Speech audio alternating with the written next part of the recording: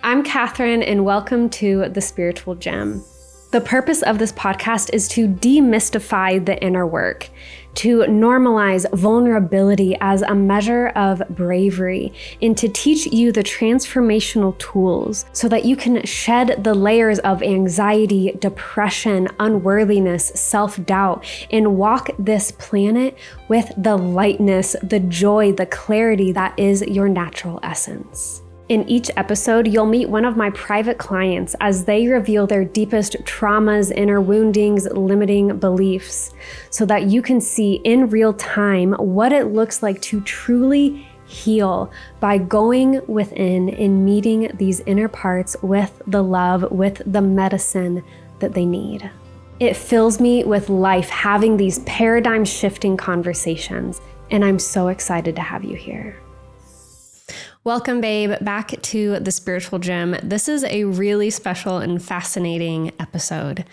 I have with me one of my long-term clients, Adam, today. And Adam has a very interesting experience of life. He was diagnosed with dissociative identity disorder. How long ago? Maybe 20 years? No, not at all. Like about... Well, time flies. Maybe about 15 years now. About 15 years ago? Yeah. And I would love to know, let's just dive right in. Before someone listens to this episode, what might you want them to know about dissociative identity disorder, which used to be known as multiple personalities? What should someone know before they listen to this conversation? Several things, actually. One is that, so I have these different parts, and what that means is different ways of being, and most of them are linked to time when I was experiencing a lot of trauma and I couldn't stay. And so parts develop as a safety mechanism. It's like an incredible, the way our mind works, to be able to help me to stay sane. Yeah. And as we're doing this talk, I am likely, I'm not sure, but I'm likely to switch. Mm-hmm. And what switching means is when I change sort of to a different part. And when I say part, what I mean is a very distinct kind of different personality than myself normally, than I am, for example, right now. I have a plant here that I brought because sometimes I find that to be really helpful and soothing when I'm in a switched state. Yeah. We were just talking about how I notice that when I write, depending on who's present, the handwriting is totally different. It's really noticeable, and it's actually informative in the sense that to give me a sense of my energy. So that's been really a powerful tool. And that's something that you've noticed more recently, that, or at least it's been going on for a long time, but you've made that link of like, oh, when I'm in a certain part or embodying a certain personality, it carries its own handwriting. Yeah. And talking about how that can be helpful for you to be like, okay, who is here right now? And start to understand these parts more fully. Yes. And one of the things you and I have done that's been so helpful is to give space for me to be them in a way. Okay, so something else I want to say is that one of the indicators as well is my eye movement. Mm-hmm. So when whether it be in circles or side to side, when I am doing that, it's a telltale sign that I'm switching into some other part. Yeah. There's a couple of more things related to that, sort of more to explain for people, and that is that these parts have their own voices. That's really critical to know. Very distinctive voices. Yeah, very distinctive. And they're consistent. It's the same voice for the same part every time. Exactly. Mm-hmm. And so likely, like I was saying, these parts are going to emerge. We're going to be talking about some really heavy stuff. And I used to be very resistant to even the notion that I had different parts. Yeah. It's like a hard thing, man. It's, to feel like not sure who I am at any given moment. I mean, see, I'm doing it right now. Yeah, and it's okay. I just want to give full permission that whatever comes up and comes out and whatever happens is fully allowed. Thanks a lot. Yeah. So in terms of the dissociative aspects, sometimes I call them aspects.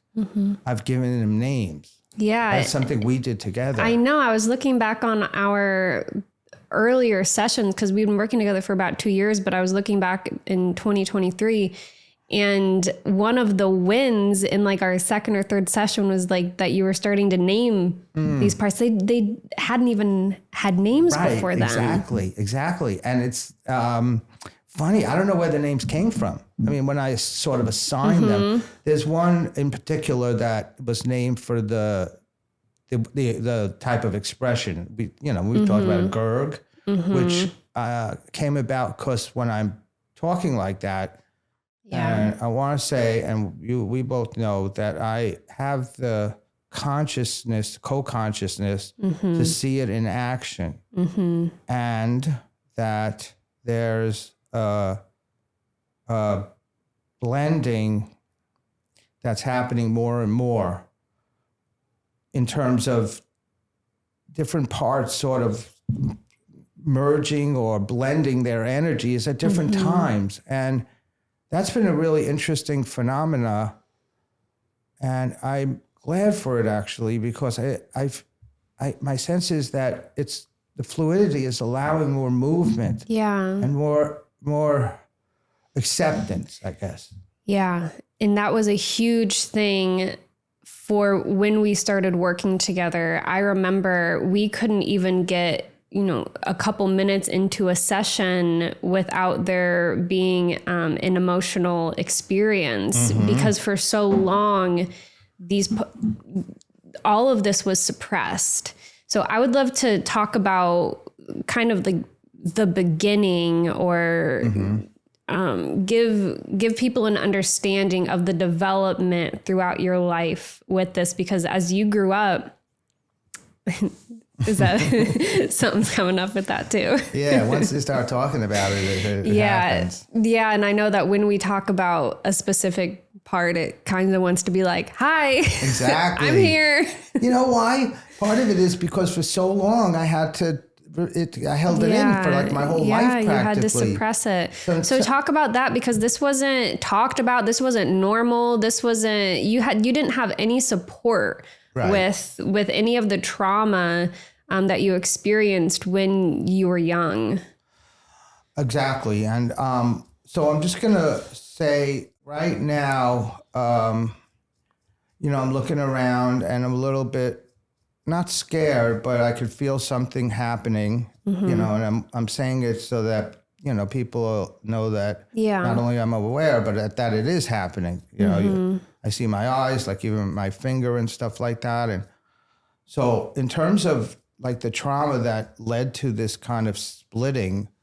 And take your time. Okay. Yeah. We're all good. You can always pause.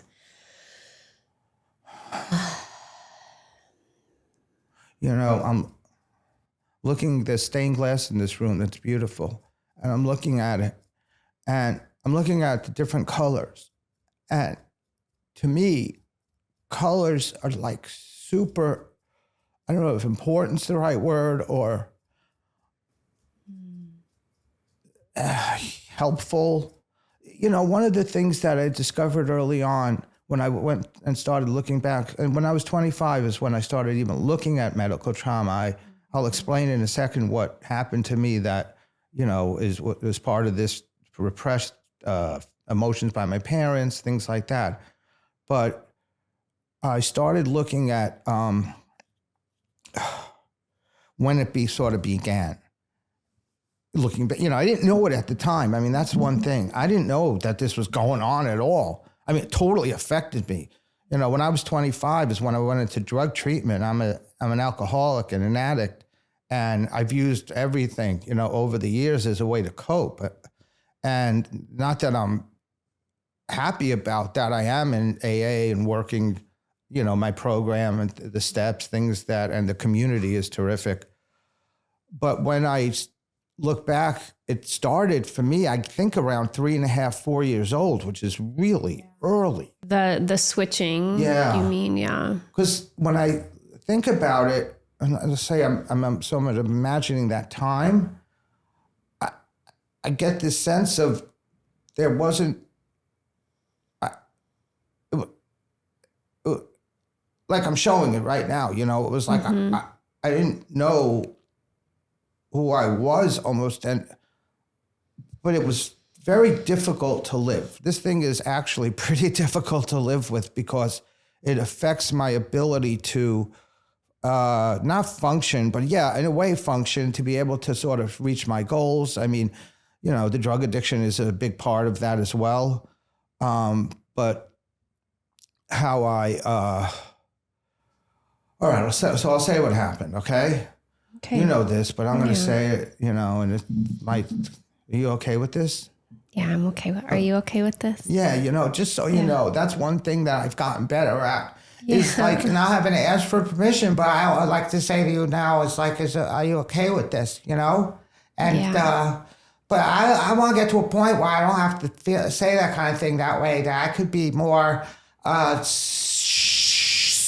secure in my own own self, and that I have the right to speak. That's one of the byproducts of nobody wanting to listen, which is, I think, so common for everybody in the world, unfortunately. But so I started the whole thing. The whole thing in terms of the trauma started at birth. I was born with this really serious birth condition where my hips hadn't closed, which meant that my bladder was outside my body and it non-functioning, and my penis was split down the middle, like lengthwise. And yeah, it's okay. You're doing really good. Doing really good. And, it affected my feeling like a boy. After a couple of years, I sort of had an idea of that I was different, when you don't know, right? Nobody was saying to me. I did know when I was like 3, I kept asking my parents, why did you born me this way? In other words, why did you give birth to me this way? Yeah. And there never was an answer. I don't remember any time there was anything said. I'm going to leave my glasses off for right now because I don't need them. It's not like I'm reading anything. Okay. It's really great to be here with you in person, Catherine. Yeah. So I was saying that I was born with this birth defect, and it affected my penis and my bladder, and that 2 areas are actually very sensitive, it's private. When I was 10 days old, I had a surgery, right? So at 10 days, that's young. And my mother didn't go with me. And my grandfather and father took me, but they sewed me up, and because, try to close my body up. It's not, but I cried. And it tore it open. That's like what babies do, so it's not like something that happened that was just like, oh, I did it, like I'm the only one doing it, Mm-hmm. And so I stayed open for a year. Now, I have to imagine that it must have hurt to break open, to have my abdomen open up when there were stitches there. Yeah. I do have these memories, we've talked about it, of being in a crib. Yeah. And having my, so. It's okay. Take a breath. I'm trying the best I can, just so you know. Yeah, you're doing so good. Thanks. Doing so good. I see purple reflected over there in that mirror. And purple's a nice color. I mean, it's not like one color is any better than the other. I mean, I might like a certain color better than the other, but doesn't mean anyone is really in real life better, Yeah. So like if I stayed open the whole first year of my life, my bladder was outside. Yeah. And so I got a chronic urinary tract infection. These like bacteria that are what they call like colonizing my intestines and stuff. So when I was a year old, I was put in a body cast and taken to a hospital, I think in Boston. my mommy was there, and I was tied down. My hands were tied. And, I had that IV in, and that was not pleasant. And they didn't want me to, like, take it out or move. I couldn't even move. Yeah. And this was all within just the first year of your life. Yeah. I'd like to take a moment to let our listeners know the part that has come up a couple times. Have you noticed that? Here today? Mm-hmm. Did you notice? It's little. Yeah, it's a little one. Sometimes I'm not sure who exactly they are. It feels like I don't think I've like named this part. Yeah, I think that's a newer part. Yeah, me too. Yeah. And I like knowing who they are. I think that's important for the healing process. Exactly. Giving them an identity. Right. Understanding them. Being able to refer to them, to know, like, at this point, so we can both, I could say who it is, or you could say, hey, is that, I'll tell you right now, I'm like, I'm going to call it, I'll call him Purple. Purple. Because I was just looking at Purple. I do like that color, and I was saying about it. So that's why I'm going to call that part of it. Yeah. I don't know if it's going to come up again. See, that's one thing, just so you know. Yeah. I don't know if who's going to appear here. Now, this mostly happens in therapy, but it happens in real life too. When I say real life, I mean out and about. Yeah. So when it does, I was watching a play with my sister. Afterwards, it was so hard to watch, and I know I switched, and it was actually, my sister has gotten really nice about it. I mean, she's gotten really nice about supporting me and stuff like that. Yeah. That's one thing also, is that people don't understand about this thing. So when it's a different part, it scares people. Yeah. I one time was with my mother. Am I talking too much? No, you're doing good. I would like to just point out a couple other parts. Yeah, just sure, came. good. Yeah. So that was Gerg and Peter. Yeah, exactly. Yeah. And we're going to talk more about Gerg later because he has a really powerful, beautiful story of transformation. Yeah. But Peter has always been the helper. Right. Peter has always come out in terms of when you've needed some support, or maybe you couldn't verbalize something, and he'll come out and kind of be like, so this is how we're going to do this. And this is what this is. And he's a really precious helper. I know. And I notice it, I notice when it's happening, and then it's like Peter's able to provide information. Like, he doesn't have any feelings about stuff. Yeah. He's very neutral. Yeah, exactly. He's like unaffected. I will say now about Gerg, because this is what I know, what happened over time, is that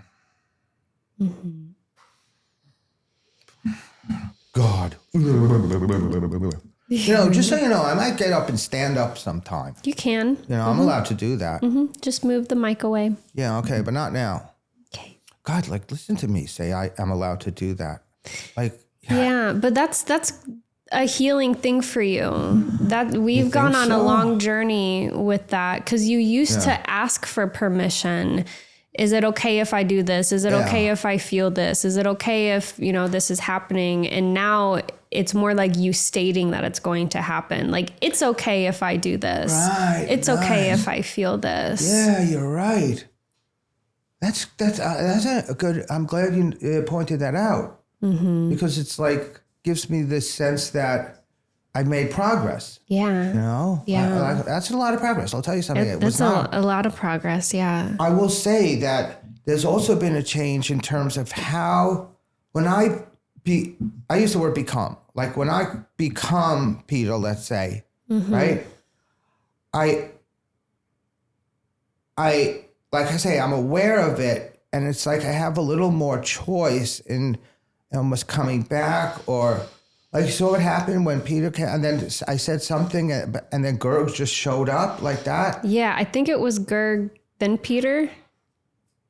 Yeah, you're right. It was. It was. And, one of the things, and this is what, I was going to say about Gerg, is that he, and just so you know, I call these things he and she, but some of them it's not clear that they're a particular, right? But And you do have she, like Alyssa, as a part.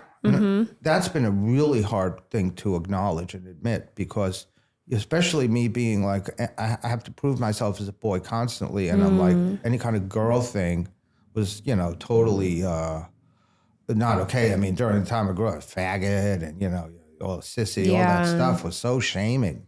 Yeah. It was so shaming. Grew up in very different times than right now. Yeah. And so Gerg. Could I say something before we go on to that? Yeah. I wanted just to let people know that one of the reasons that I took you on as a client is because even though you have, so much trauma, you have a very strong connection to beauty. You have a very strong connection to love. And you're actually, I've said this many times, very psychic. You're very clairvoyant. You see and picture things so clearly in your mind. And for anyone who might be like, he kind of gets emotional and then he looks at a plant, or then he looks at a color, but that's such a brilliant thing that you have created within yourself is this like ability to resource yourself with the beauty around you. Resource meaning like bring in peace and love and groundedness. So when you're doing that, when you're like, oh, I'm looking at the stained glass and it's so beautiful, or you might touch a plant, or you might look at a picture. I would love to talk about your spirit guides and your animal guides. We'll talk about that totally. And you'll look at a picture, of the eagle on your wall, and that will bring such a feel like you're just touched so deeply by these things, and that's a way that you have created and developed for you to kind of shift from the heavier emotions into more into your heart and into beauty and being resourced and coming into presence. Well, that's one of the things I think enabled me to survive. I mean, outside of the fact that I have the splits, which meant that I couldn't hold things myself, and stay sane. It was really it was like a safety mechanism almost for my sanity. Is that they help to distract in a way. That's one of the things. Like I've also noticed that I will say something, like be in the middle of something really heavy, and then all of a sudden say, today is Thursday, and it's been like a really nice day, or I know how to spell that. Yeah, right. That's good, Catherine. The spelling thing. Yeah, the spelling thing. Wow, yeah. I'll tell you who that is. Yeah. That's like a 7th grader who was sitting in class learning his letters and learning to spell, and he's proud of himself. I'm proud of myself. You know what I mean? Yeah. I was good at school, stuff like that. I mean, one thing we talked about yesterday is sort of talking a little bit about medical trauma and what it does. Yeah, I think that we can definitely go into that and talk about that right now. Yeah, okay. If you're willing. Just to give people more context, so you had a lot of challenges just in the first year of your life, just off the bat. Right. But that never really stopped. Exactly. I mean, I had surgery when I was 3. I had a hernia. Which, for example, my parents so dismissed that. Oh, it was only a hernia operation. Yeah. I'm like, fuck, just going in the hospital in and of itself. You're just a kid. You're just a baby. It's expected to just, and I did. I complied, and that's one of the things I've really struggled with. It's why didn't I say no? Why didn't I stop? Yeah. But I was not. I couldn't do it. It didn't work. I used to, when I have to get blood, they come into the hospital a lot. They wake you up every 6 hours and take blood. And my veins are really deep. So it was really hard. And so right before they put the needle in, I'd always say, wait. Which I, unfortunately, my parents teased me about it. I mean, it's still like a joke in the family. Like, wait, they'll laugh, Yeah. But it was a strategy for me to at least postpone. At least that gave me some sense of power. Yeah, some sense of power, exactly, and self-advocacy. Like you had some agency over what was happening. So you had surgeries basically your whole adolescence. Right. And they didn't stop after 3 years old. Could you just do like a brief overview of the surgeries and like the evolution of that? So when I was 5, I was put to sleep and I woke up and there was what's called a stoma. It's a piece of intestine that's routed to the outside of the body. It's like red and it was on my abdomen where urine from my kidneys drained out because the whole situation was until I was 5, I wore diapers and, I was going to kindergarten and nursery school and stuff like that in diapers. And, it was what it was. Okay. But I'm not going to get into that anymore. But 5, then I woke up and I had these 2 round things on my belly that I didn't even know was going to fucking be there. Right. And then I had to wear this bag, this big plastic. Back in the day, they didn't have what they have now is really lightweight and sticks good. This thing leaked all the fucking time. And then, with 2 of them. It was like I had 2 eyes, you know what I mean? Sticking out from my fucking belly. Yeah, and the leaking is traumatic in itself. Exactly. I know we've done a lot of work on your own feelings of having leakage. When I was 6 years old, you want to hear something funny? This stuff is so fucking complicated. I'm glad I'm vulnerable. First of all, like I sort of, Gandhi said, be the change you want to see. Yeah. And I'm the vulnerable. That's what I want to see, people in the world. And that's really your superpower is the willingness to be seen in your vulnerability. Mm-hmm. Back to the little bit of the history. So when I was 6, I thought I was going to get rid of that thing when I went under, And that's the thing. I think I mentioned earlier that never knowing what my body was going to be like. That in and of itself is another sort of significant part of the experience. And so I woke up and there was a single one. So I didn't get rid of it. I had just, instead of 2, there were 1. That was, then when I was 9, I had I was having really bad pains in my side where they were located. I went into hospital. They were going to do some sort of major surgery, but it ended up that they just had there were strictures, constriction in the ileum. That piece is an ileum that is the stoma, and so what happened then was, I hope nobody's thinking that I'm just sitting here trying to tell all these like horror stories for some ultimate like self, like, oh, look at all that I suffered. I don't think anyone's thinking that. And also, you don't have to share anything that you don't want to. Well, okay, no, I know. I'm going just with it. That's what I do, and like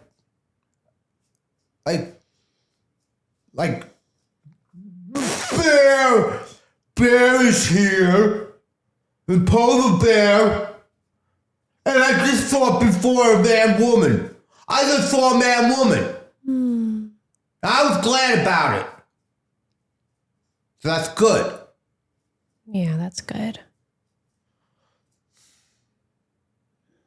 Yeah, take your time. I'm not going to point out anymore where I'm switching because it's pretty obvious. I think people have a good idea of what it looks like or sounds like or acts like. Yeah.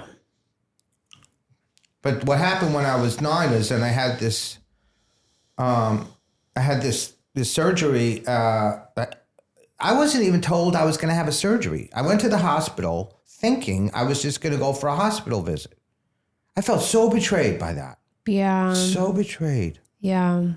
And that's trauma in and of itself is the betrayal. Exactly. That's a betrayal, and there's also in the sense, and this is part of the medical experience, and we've talked about it, is that to a child not knowing, the idea is that we're helping this child. Yeah, but it doesn't feel like it. Exactly. It felt like Dude. Like torture. Yeah, torture, seriously. And, I can't, I'm not going to even say half the things because there was not time. Yeah. But I wanted to say about that the significant part, and then I'm going to skip on and keep going, Okay. is that my parents, because of these strictures, this constriction, they had to dilate my stoma, which meant they take this rod. It was like a really heavy metal rod, very stainless steel, and they put it in my stoma, and it was like terrible pressure. I'll tell you something, and it would go pretty far in. I didn't know my body wasn't even that big. I mean, the distance from here to your back is not that big, but it was terrible. And then they pull it out, and then it would squirt out urine. So that was the thing to keep it open. You know what I mean? Yeah.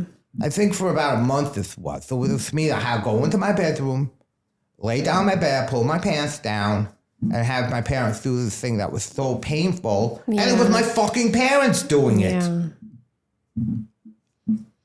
And then Yeah. So that was Peter.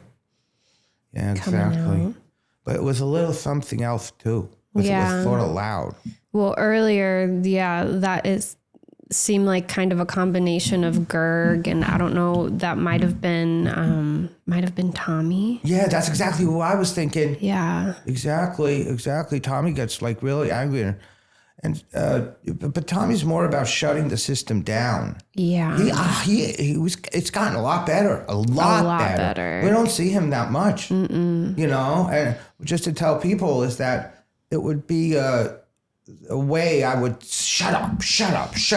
It's protection. Yeah, to try to keep myself from to feeling bad, or I don't know about crazy, but Yeah. I see Tommy come out when it's like you're going into something really tender, really deep, and maybe like guarded, that you don't really go there and you don't really talk about that. exactly. And so Tommy will come up and yell and be like, shut up. Right. And like you said, shut the system down. Exactly. And I mean, for what it's worth, you do flip out of the situation. You do come back to present right. Josh. Right. So it's not like it's not effective. It is actually effective. And that's probably why Tommy is still here, because he does serve a purpose. Yeah, exactly. And in our last session, I know that we were talking about just really seeing, at least it became very clear to me, how much of a protector he really is. And I'll say something about that. You know, there was one time, I don't know if you remember, but I remember one time he actually came out and as himself, meaning he wasn't, he was being, showing himself, which I thought was so terrific. I was so, it's like it was a very good sign, you know what I mean? That he had the courage to show himself. Yeah. You know, because he always would hide and just come out like a burst of energy. Yeah. You know. All right, so I will say something because it totally relates. It's about being sexually abused when I was like 4. And it happened by neighborhood kids who were much older, who are in their late teens. And I'm not going to say any more about like who, whatever, the relation, whatever. But it was really brutal. I mean, this was like really, and I started having flashbacks about it. And when I was 45, I was totally amnesic to it. Until I was 45, I was at an AA meeting and I had a sponsor and I was saying to him, I'm not going to keep any more secrets, just like I would say it really loud. I went home and started having a dream about being chased, something coming into me. And the next time when I said therapy, I just started talking about this flashback that I had. I was like, this didn't happen, you know. It took me a really long time to admit that it actually did happen. And, you know, kept always thinking I'm crazy. You know, I'm making this up. There's a defense mechanism. Yeah. You know, I actually became suicidal, you know, around that, when a couple of days after, or a week maybe after I discovered it. But thankfully, I didn't do anything to myself. I was in a psych hospital, but then I healed from that. Yeah. So, what else was the case was, so there were, when I was like 12. This is like a huge thing. And we've talked a lot about this, but it feels like it's still there.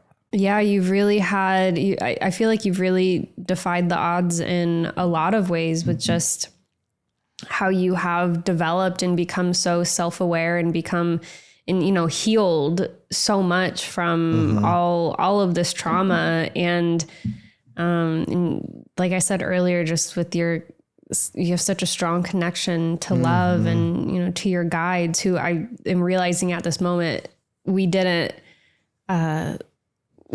introduce them. We haven't introduced your guides, but they did come out earlier. Bear came out. And yeah, that's what Gerg was saying. Yeah, Said exactly. Bear is here, and man, woman and polar bear is one of them, and polar bear. Right, and eagle. I mean, it was funny. Before I came in today. I gathered them. They just all appeared, and it was beautiful. It was like they're here to.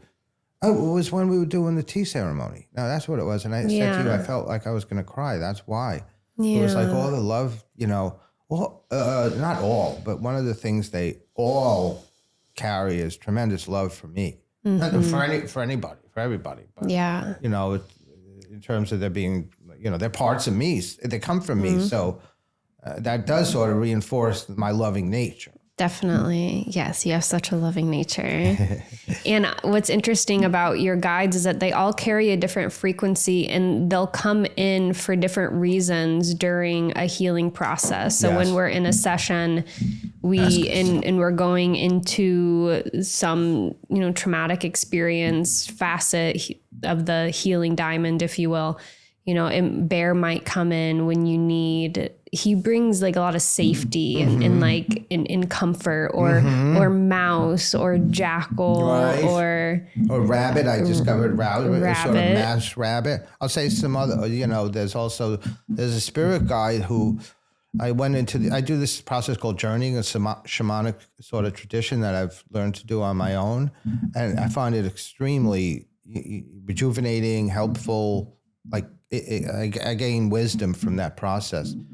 And so when I went to the upper world, there's this idea of an upper world and a lower world that you journey to, because we live in like the middle world, this reality anyway. And there was a spirit guide. He was on a trapeze. He was up in the air, and I was like, he was standing on what looked like a trapeze, and then he stepped off, and it just was up there. And I sort of was, you know, sometimes one time I journeyed to sort of be with him, and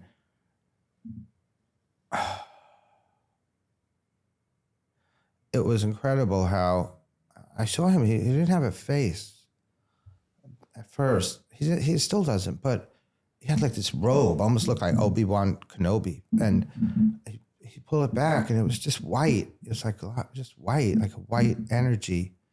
And he said to me about how much he loves me. I didn't think that was what he was going to say. You know, I was just so grateful, to tell you the truth. Yeah. You know, and man, woman is, I don't know how that came about. Maybe I was watching some show and there was an angel. Anyway, it's sort of almost like my mother and my uncle. That sort of like the two of them merged partially. They're tremendously helpful. I mean, they sort of sit up in the sky, like two circles intersecting with their face, and they can come and create like they spin around me, massive energy. Yeah. And what happens in a session when we bring them in? How do they support you? How do you relate to them? What do they give you? So we mentioned about Bear. And so what I do with Bear, I met Bear first, and I go into Bear. This is something that's so beautiful and so helpful, is I go into Bear's lap. Bear's sitting down, and I go into her lap. She's like she, and she is so soft, and the brown and the fur and her breathing like a tender, tremendously loving mother, and she breathes on me like a warm air. I love that. That mouse does that. Yeah, mouse like climbs up and it's changed over time, but just little whiskery nose here, and you know the air and just all. It's so tender. It's so. You know, so in the sense of Bear is so much comforting, like a comforting mother, and to nestle in there and to feel the warmth. And when I'm with Bear, I have a tremendous sense of safety. Yeah. Like you said, you know, and that's been really super helpful. It just helps to support me. Yeah. I don't know how, else to maybe describe it. Yeah. It's, I talk a lot about emotional medicine, is that when we have these parts, and it doesn't have to be like DID parts, everyone has parts within them. I think the difference really just is, kind of to the degree of trauma, is like how significant these parts come out. Right. But everyone has like the inner critic or the people pleaser, the procrastinator, the self-saboteur, whatever these parts. And the positive ones too. And the positive ones too, definitely. And so whenever there is an emotional wound of some kind, we need to meet it with emotional medicine. Oh, beautiful. And these guides are just like the most beautiful apothecaries of love and safety and protection and support. And it's like whatever you need, that is what shows provided. Up. That's maybe it's Jackal, who, I know he has like a very protective and like circles or like circle you kind of energy. And sometimes it's multiple guides who will come in at once. Yeah. So just to finish up about the guides, and the one time they appeared, I was in the hospital bed. They all of a sudden were all there, and I was like, it was just, everything was okay. And it's like it puts a boundary between me and the rest of the world. I feel part of my vulnerability feels like it came out of all of the having to have, having to be changed. For example, my bag changed like every day. I had to go to my, things like that. And very invasive, I had to, like I say, pull my pants down, expose myself.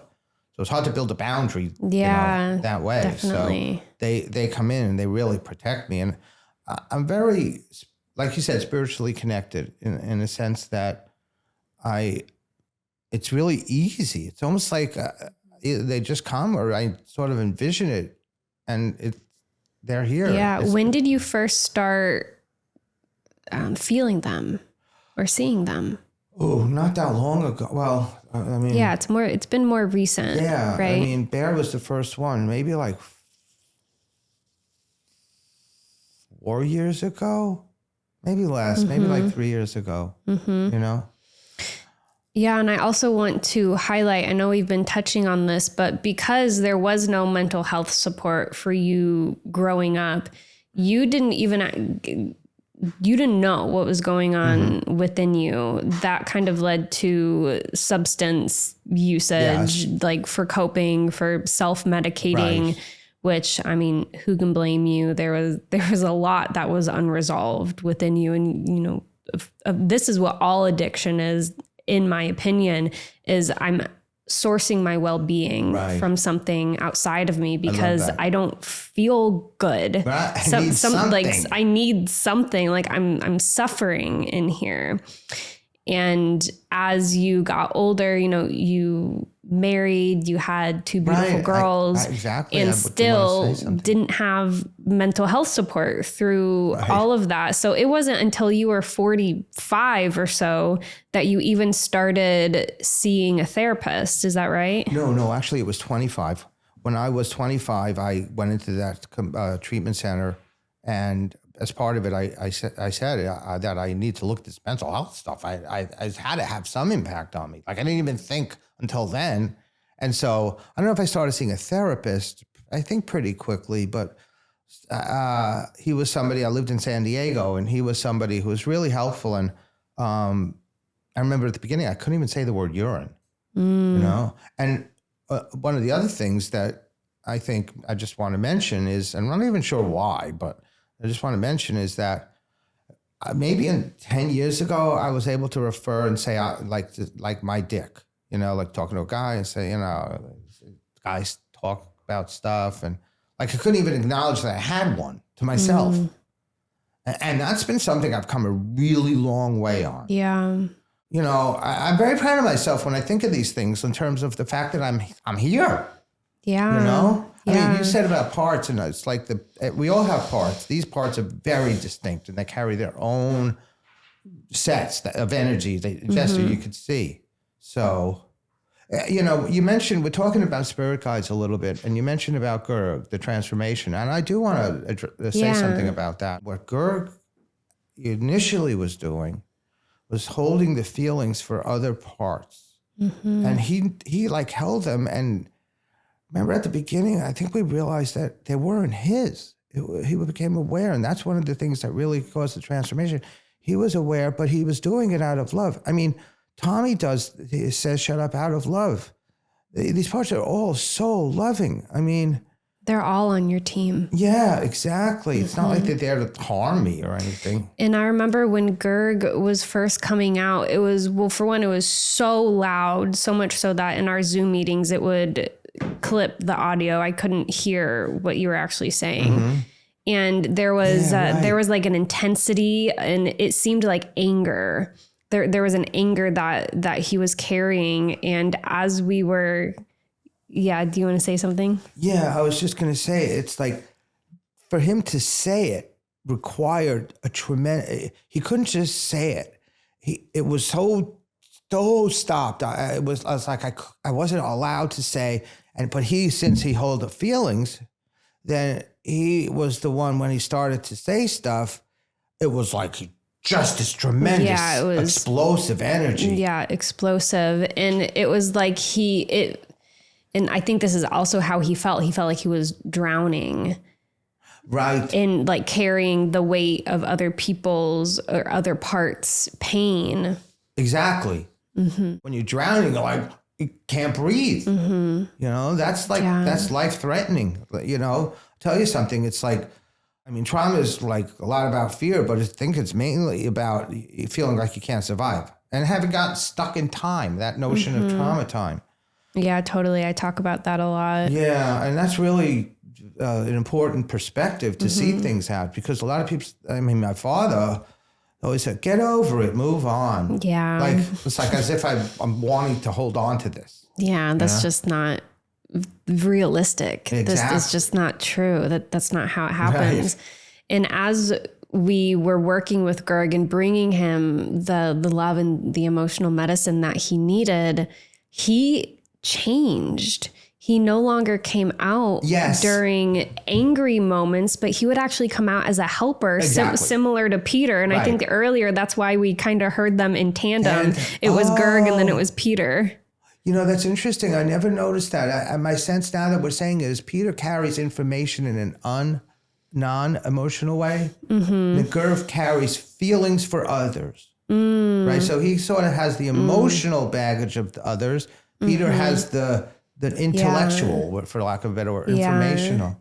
And we've taken a lot of the baggage off of Gerg. So when he comes out, we can understand him. Right. Number one, he's not as loud as he used to be. And there's no anger anymore. You don't think that so? I hear. I don't hear anger when Gerg speaks. God, interesting. Interesting. At most, it's like an advocacy of like, this is what this is, but it's not an anger. Okay. I'll have to mull that over. It's interesting. I will think of it. The thing also about the transformation I remember was that he realized that he was holding other energy. And then this is a really important part. Some part of this system, and I don't love that word, like I have a system. Yeah, you said molecule last session. Yeah, molecule's like great. Molecule better. Like different atoms sort of making this different structure. That's so much better. I love that. Thanks for reminding me of that. And that is that it didn't work for him to hold it because it never resolved what was really going on. Yeah, it just didn't work. Exactly. And that he came to, in a gentle way, in a gentle way, he sort of gave back, said, this is not my place to do this. You can do this. Yeah. That's totally what I remember. Like this kind of encouraging the other parts to heal themselves. Because it didn't work when he was doing it. Yeah. And that started happening. Yeah. Even to say that Tommy was able to show himself as himself. He's breathing is always something that's helpful, just so you know. When he's allowed to speak. What do you think? I don't know that? And I'm not going to apologize because you said that that I'm not being mad at you. I know. All right. Well, that's one thing I love about you is you're able to hold that space for that. That most people don't even want to. Talk about being rejected. I mean, that's one of the reasons to hold it in. That's one of the main reasons people hold it in. They don't want to be rejected for their feelings. Yeah. But with Tommy, he's.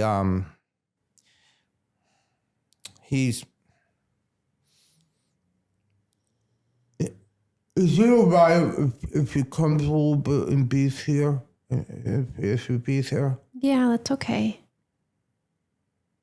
He's allowed. He's welcomed. You're doing good.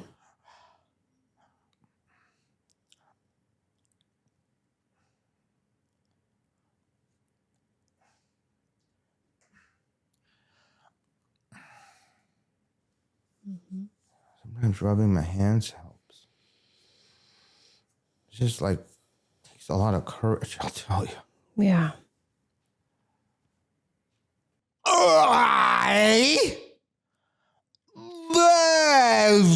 Yes, so much. I will do anything for him. And if I have to be the one who tries to calm him down, I'll do it. It's not pleasant being me. Because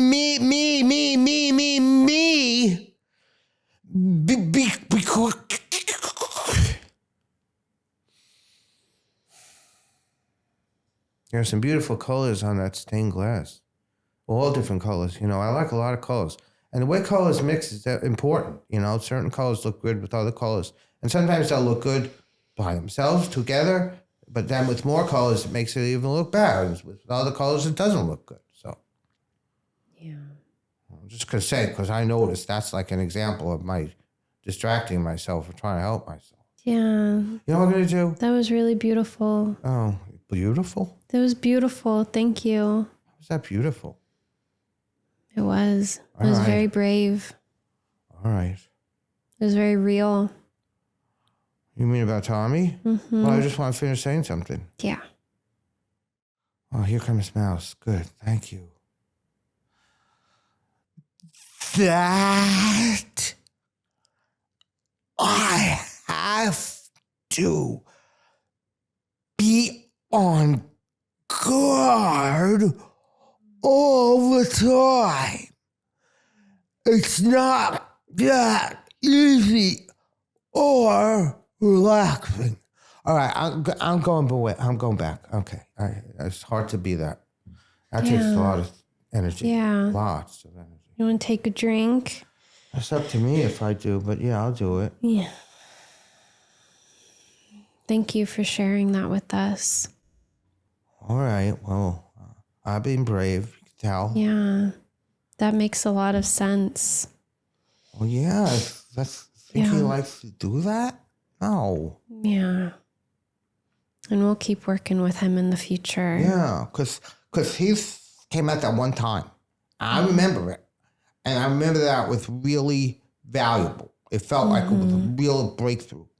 Mm-hmm. Now, of course, I'm noticing these different switches happening pretty quickly. And that's another thing to mention in terms of DID. Again, about letting these parts show themselves and have their voice that they never had. It's critical. If anybody has DID out there or they're thinking they might, it's one thing to think and one thing to try. And that is to work at accepting that as the reality. Mm-hmm. Even if these are internal parts that are sort of not as distinct. That's a very helpful thing. Self-acceptance is what it is. Self-acceptance and allowance for what's here. And I know we've been talking about, or you've been kind of inquiring of doing like a releasing ceremony. Yes. And we've kind of shifted perspectives on that. Like, these parts don't need to leave. They don't need to go away. I'm not interested in talking about that right now. Yeah. I mean, sometimes when I have these different parts very present, and not everybody likes to hear stuff like you said about that sexual abuse stuff, I don't want to hear about it. Yeah.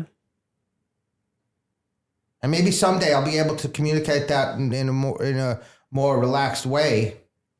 But there's only so much I'm doing. Yeah. You know, one thing is that I was going to say is that now I'm off track. Okay. We're talking about Tommy, and we're talking about... Take a breath. My spirit guides. Well, Mouse, you noticed that I was able to speak once Mouse came along. It was, Yeah. you know, and it was in and the voice changed. Yeah, exactly. Oh, that reminds me of what I wanted to talk about. This is something we've talked about, is babbler. You know, and in terms of the young, we talking before about what happened to me in my first year or several years of life. Yeah. That part of me is before language. And it's like has this kind of energy that it gives out. I mean, shows that is when it's happening, it is, oh God, all I have to do is think about it. It's like all of a sudden it like appears. Yeah. I know this conversation has been a lot of work for you. I know, God, and being very, very, very real. And, Yeah. you know, Thank you. when I say about it's okay. It's okay. Yeah. When I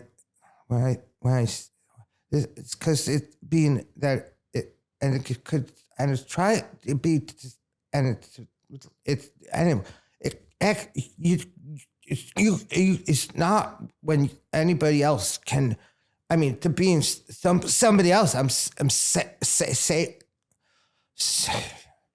it should be, I would be really like this, because I don't want to be like I could say, so I could talk. That's breathe now. Breathe out. So I will go and something like that thing. Yeah. So. Yeah. Yeah.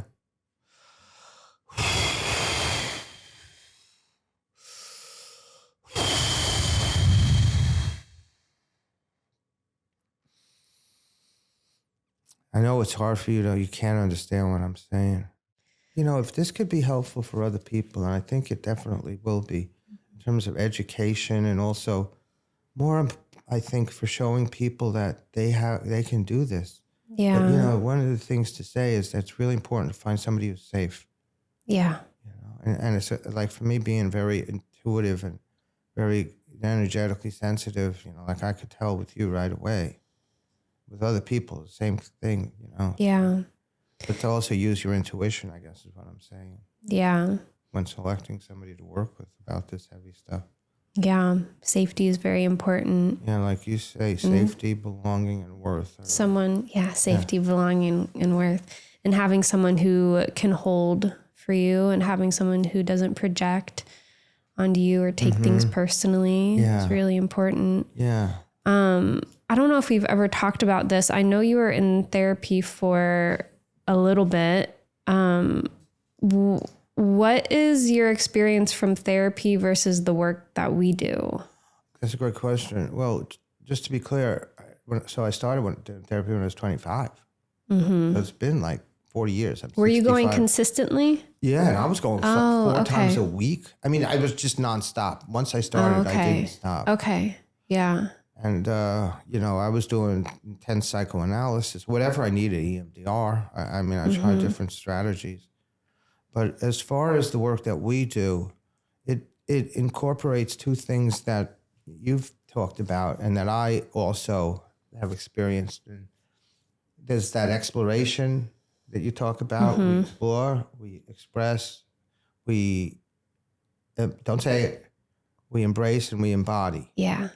And one of the main things that I noticed with you that when we started was it wasn't just talking about this stuff and feeling it, because I am very emotional, you know, altogether. it got more accepting of allowing myself to express in the way I need to express. But with you, I'll never forget that session we had where it had to do with leaking, and I was in elementary school, and my bag had leaked, and I went out. I had to go to the nurse because I had to change of clothes, and I was standing in the hall, and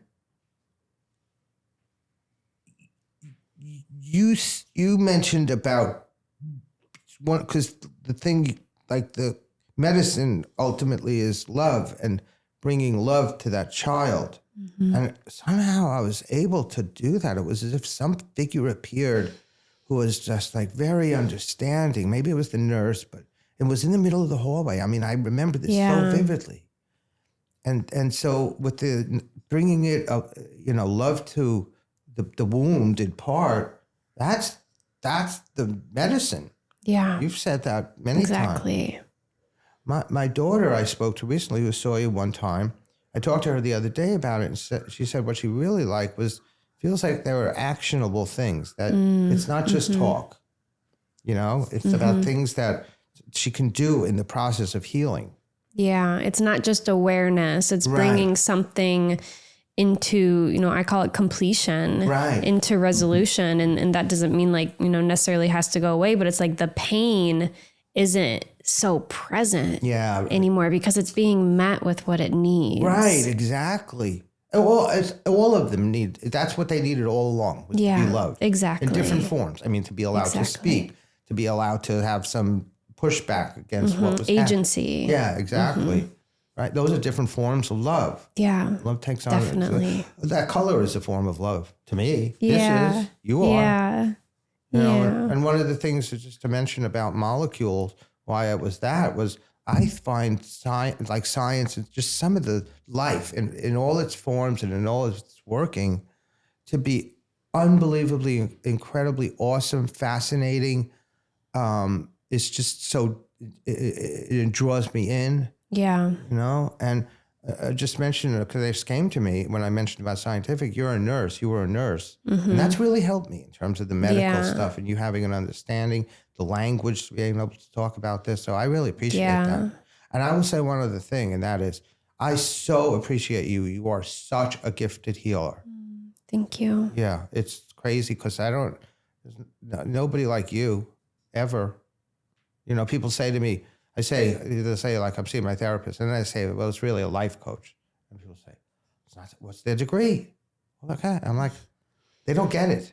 Yeah, they don't know. No idea. It's like, well, you just have a session and then you won't be asking that anymore. Exactly. Like my daughter, I mean, that was like a perfect example. She had one session and she had this sense that it was like, she felt really safe. You said she got emotional.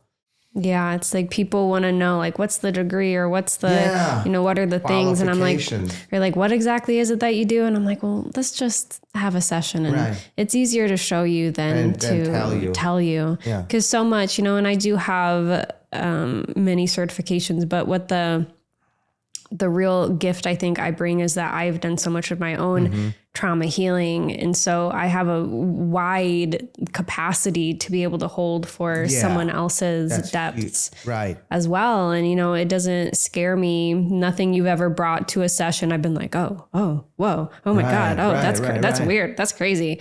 I'm just like, okay, this is what's present, and I trust what's present. And you always leave every single time feeling light and expanded. And even sometimes you're like, I don't know how we're going to get through this, but sometimes it feels like almost every time. I was giving you a little credit. Yeah. Every time it's like, I don't know, this feels too big. And afterwards it's like, what happened? Right. Exactly. Like, oh my gosh, I had no idea that we would get to this place. And and so that's one of the things also about you is to be able to your journey into those travel into the other worlds with me. Yeah. To be able to, that's one of the hugest part is that I think psychotherapy traditionally does not bring a spiritual component. I think that's coming more and more into the spiritual psychology, but that's been a huge part of my healing. Yeah. Is because like we talk about these power animals, It's like my thought is I couldn't have made it. I couldn't make it through without them. Yeah. They were always here. Yeah. I can't believe I just said that. Whether you knew it or not. Exactly. Mm-hmm. Well, that's beautiful. Oh, and that leads me to the last of the, what I don't know. It seems like we're running out of time. To one other thing, and that is that wisdom. That the wisdom that comes out of these experiences and these sessions is unbelievable. I find myself saying things that I know are really profound, and I'm like, where the hell am I getting this shit from? But you're able to get it. You get it. I don't think a lot of people. Well, whatever, but you get it, and that's really tremendous, terrific, and I really appreciate that. Yeah. I appreciate you so much. Thank you for your openness, your vulnerability, your willingness to be seen, and your authentic expression. It's really been a gift. Is there anything that you would like to wrap this up with? Any little nugget of wisdom from all of the healing work that you've done? Anything that you'd want to share?